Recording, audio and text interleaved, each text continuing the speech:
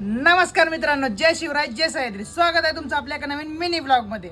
आणि ब्लॉगच या टायमाला सुरू करायचं कारण असं आहे की माझं खूप जास्त डोकं दुखत होतं, त्यामुळे मी दिवसभर झोपून राहिलो होतो. तर आत्ताच उठलोय झोपेतून आणि आता आम्ही चाललोय चहा प्यायला, कारण माझं डोकं दुखत असलं की चहा पिऊन थोडंसं काही खाल्लं का ते राहून जातो. आणि जायचं तर होतं चहा प्यायला, पण हा माणूस थोडं राहिलं असं म्हणून मला एबीसी चौकात घेऊन आला. आणि ते म्हणतो तर काय, मला अभ्यासाच्या रिलेटेड काहीतरी सामान घ्यायचं, आपण तेवढं घेऊ, त्यानंतर चहा पिऊ. म्हटलं मग चला आता. आणि या माणसाने एवढं दूर मला फक्त पार्टी घेण्यासाठी आणलं.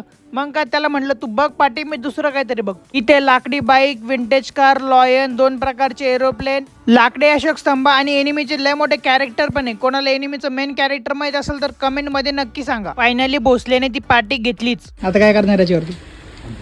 त्यानंतर गणपती बाप्पा आणि छत्रपती शिवाजी महाराज यांचं मंदिर लागतं, त्यांचं दर्शन केले आणि पुढे निघालो. मी घेतलंय चहा आणि खारी. मी पहिले चहा सोबत खारी खाऊन घेतो, त्यानंतर चहा पितो. तोपर्यंत तुम्ही ब्लॉग कंटिन्यू करा आणि तेवढं फॉलो पण करून घ्या. मग तर मित्रांनो, भोसलेने आणली आहे पार्टी. ती कशासाठी आणली त्यालाच विचार, आपण पहिले पुढं आपण त्याला बघू तरी कशी. लय दिवसानंतर बघतोय. भोसले काय करणार याच्यावर? एखादं काय एबीसीडी कोडिंग. कोणती कोडिंग? Python programming. आमच्या रूममध्ये एक आर्टिस्ट होता, आम्हाला हे आज कळलंय. त्याने ही पार्टी आणल्यानंतर छत्रपती शिवाजी महाराजांचं चित्र काढण्याचं ट्राय केलंय. तर ते दिसतंय का नाही दिसतंय छत्रपती शिवाजी महाराज? कसं वाटतं तुम्हाला चित्र? ते कमेंट करून नक्की सांगा. तर आम्ही एकमेकांचे सिग्नेचर करून दाखवत होतो. तर आमच्यापैकी एका मेंबरने सिग्नेचर काय केली बघा. हा तो मेंबर आहे. त्याने सिग्नेचर काय केली बघा, श्रीमती सुशांत भोसले.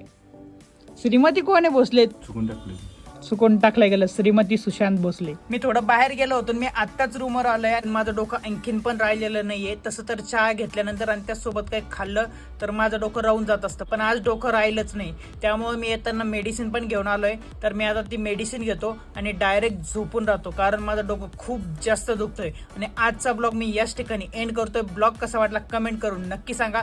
लाईक आणि शेअर करायला विसरू नका. भेटूया उद्याच्या ब्लॉग मध्ये.